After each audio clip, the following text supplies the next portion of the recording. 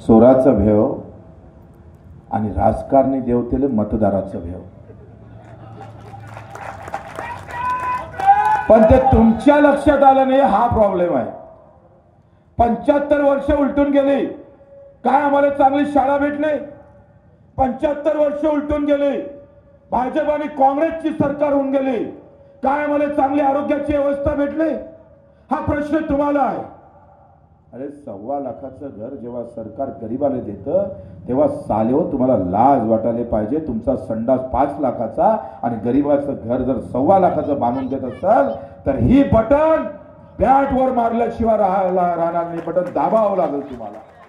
ही लढाई सामान्य माणसाची आम्ही उभी केली, हे एका जाती धर्माची नाही केली। इथं प्रत्येक जातीत आणि प्रत्येक धर्मात जो दुखी आहे ना, तो आमचा नातेवाईक आहे, तो आमचा रिश्तेदार आहे, तो आमचा मित्र आहे। आणि मग ही लढाई आम्हाला लढायची असेल तर त्या मुद्द्यावर लढता आली पाहिजे। आणि जेव्हा तुम्ही ते मुद्दे सोडून जेव्हा मतदान करा मित्र, 10 आंदोलनाची ताकद एका मतदानात आहे। 10 आंदोलनाची ताकद, हत्याचं बळ आहे। आणि हे हत्याचं बळ तुम्ही चुकीच्या पद्धतीने ठेवताय म्हणून ते प्रॉब्लेम आहे। ह्या हत्याच्या बळाला आम्ही पाहतो ताकद जर दिली व्यवस्थित आणि थोडा अभ्यास करून जर काम केलं तर मग खऱ्या अर्थानं प्रश्न सुटेल। आज जयश्री ताईच्या माध्यमातून त्या नाम मात्र आहे, पण प्रहार तुमच्या पाठीशी उभी राहिल्याशिवाय राहणार नाही, ते बच्चू आत्मविश्वासाने तुम्हाला सांगतो। इथले सामान्य माणसाचे कष्ट त्याच्या बाजूने सरकार कधीही उभं राहिलं नाही।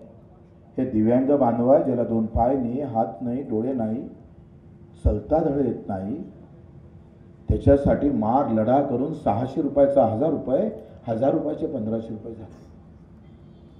या देशामध्ये कष्ट करणाऱ्यासाठी योजना नाही आहे। या देशामध्ये मेहनत करून काही भेटत नाही।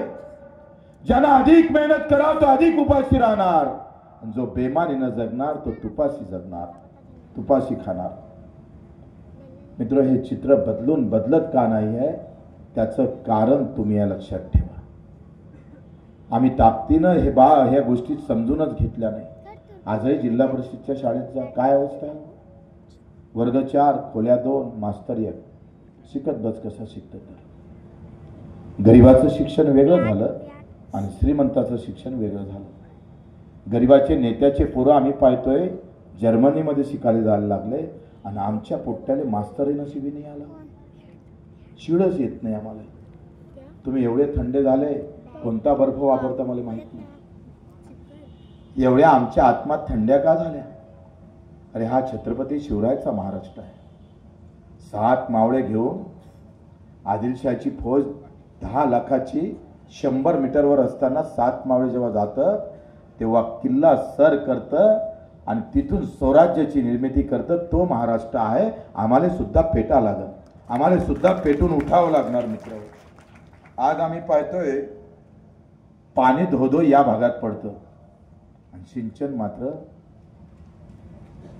दुसऱ्या भागात जातं। हे बोरसे आमदार मी आता पोस्टरवर पाहिले हो, या विधानसभेत दिसलेच नाही कधी। मी ताईला विचारलं म्हटलं हेच बोरसे? ग्रामपंचायत मध्ये जाऊन सभा करते का विधानसभेत याचं ठरलंच नाही? गडी आला निवडून इथं आणि बसतं ग्रामपंचायत मध्ये। अशा लोकांना फक्त पार्टी म्हणून मत मारणारे लोक असेल तर मला असं वाटतं ते आमचं काही खरं नाही भाऊ। आणि मग हे बदला, आम्ही येता प्रचार कार्यालय होतं भाजपाचं आणि माझी गाडी जात होती तिथून आणि ते लोक जोऱ्यानं जय श्रीराम जय श्रीराम, म्हटलं काय भाजपनं वाटून घेतलं का साले हो? म्हणजे अशा पद्धतीचा खिनवल्या जातं तुम्हाला का जसे काही आम्हीच एकटे हिंदू उरलो, बाकीचे सगळे तुम्ही धर्माच्या बाहेर गेले। व्यवस्थित टेक्निक आहे, बहुत बढ़िया राज है ये, बहुत बढ़िया है मित्रों। जाती आणि धर्मासाठी लढताना कामाची गरजच नसते, काही कामाची गरज नसते। जात आणि धर्म समोर करून, कारण काँग्रेसवाले मुस्लिम आणि SC असा एक वर्ग घेऊन जातं आणि भाजप हिंदू म्हणून समोर जातं। शेतकरी म्हणून, मजूर म्हणून कोण समोर जाईल? तो शिल्लक आहे का नाही आहे? अरे 3.5 लाख शेतकऱ्याच्या आत्महत्या झाल्या, त्याच्यात काय हिंदू नव्हता काय? भाऊ विचारा भाजपवालेले प्रश्न. त्याच्यात हिंदू नाहीये? 3.5 लाख काय फक्त मुसलमानच मेला काय बौद्धच मेला? अरे हिंदूही मेला. सालेव आम्हाला तुम्ही हिंदुत्व सांगताय, जेव्हा पाय घासून माझा शेतकरी मेला तुमचं हिंदुत्व गेलं कुठं? भाजपवाल्यांनो लाज वाटत नाही? धर्माच्या नावानं आम्हाला तुम्ही जे छळताय, धर्माच्या नावानं आम्हाला बटवारा करताय, खरा शेतकरी उपाशी मरतोय, त्याची कोणाला काही पडले नाही. मित्र, शेतकऱ्यापासून तर सगळे जण आज आम्ही पाहतोय मरमर मरताय. तुम्ही ज्या स्टेज खाली बसले ना, हा जो मंडप ज्या मजुराने बनवला ना, त्याला विचारा किती मेहनत झाली. ज्या खुर्च्या बनवल्या ना तुमच्या, त्या मजुराचा हात लागल्याशिवाय बनला नाही. हे कॅमेरेवाले ना, यांचे पत्रकाराच्या हातातला पेन सुद्धा मजुरांना हात लावल्याशिवाय बनत नाही. हा माईक सुद्धा मजुरांना हात लावल्याशिवाय बनत नाही. कंपनीतला नफा मजुराला किती भेटला आणि कंपनीवाल्याला किती भेटला माहित आहे? हा वाद आर्थिक वाद आहे. ही लढाई आर्थिक वादाची आहे.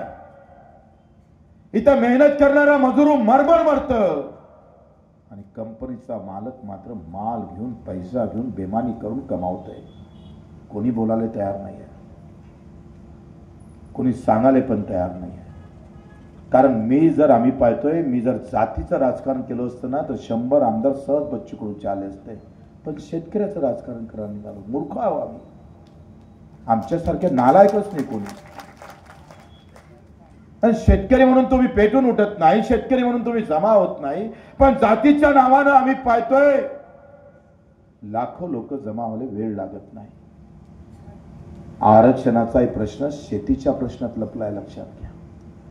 एका आरक्षणात एक घर आम्ही पाहतो सुखी होतं, पण शेतीमालाला भाव भेटला तर अख्खं गाव आणि अख्खा देश सुखी झाल्याशिवाय राहत नाही. पण आम्ही हे प्रश्न सगळे दूर केलेले आहे. मित्र, हे लढाई या मुद्द्यावर जयश्रीताई कशी लढणार, किती मतं भेटणार, प्रश्न तो नाही आहे. तुम्ही जर मनावर घेतलं तर लाख नेते येऊ दे, जेव्हा शेतकरी मजूर पेटून उठाल तर याला भस्म केल्याशिवाय आम्ही राहणार नाही. आम्ही भस्म करू यांना. तुमचं एक एक मत आम्ही पाहतोय शेतकरी शेतमजुराच्या नावानं भेटलं पाहिजे. आणि आता तर राजकीय अवस्था अशी आहे, कुठल्याही पक्षाचं सरकार येणार नाही, बिलकुल येणार नाही. आज परिवर्तन महाशक्ती 122 ठिकाणी जागा लढतय आणि 122 ठिकाणी प्रहार 40 ठिकाणी लढतय. माझ्या अंदाजानं मी पूर्ण महाराष्ट्रभर फिरतोय. माझ्या मतदारसंघात 2च दिवस गेले. माझ्या विरोधात काँग्रेसला भाजपनं पाठिंबा दिला आहे.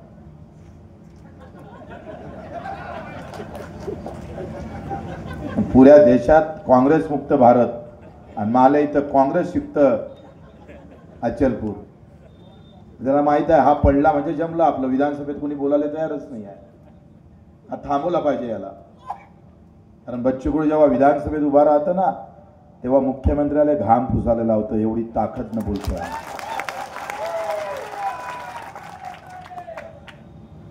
आणि मित्र, आज अतिशय विचित्र अवस्था आहे राज्यामध्ये. आम्ही 10-15 तर आरामशीर काढू. त्याच्यात जयश्रीताई असल्या